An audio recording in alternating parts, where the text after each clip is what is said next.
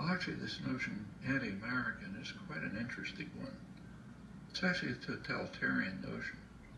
It isn't used in free societies. So if someone in, say, Italy is criticizing Berlusconi or the corruption of the Italian state and so on, they're not called anti-Italian.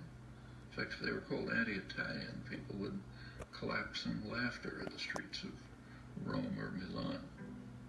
In totalitarian states, the notion's used.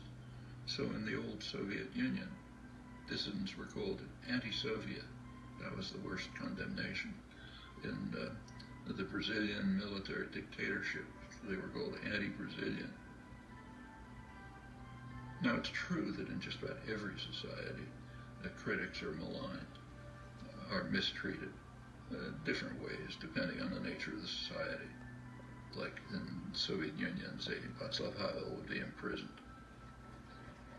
In a U.S. dependency like El Salvador at the same time, his counterparts would have their brains blown out by the U.S.-run state terrorist forces.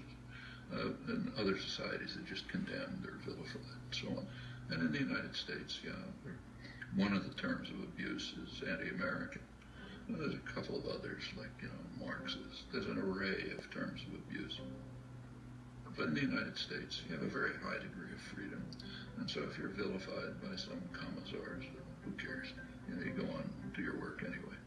These concepts only arise in a culture where if you criticize state power, and by state I mean more generally, not just government, but state corporate power, if you criticize concentrated power, you're against the society, you're against the people.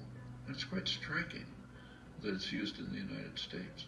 In fact, as far as I know, the only democratic society where the concept isn't just ridiculed. And it's a sign of elements of the elite culture which are quite ugly.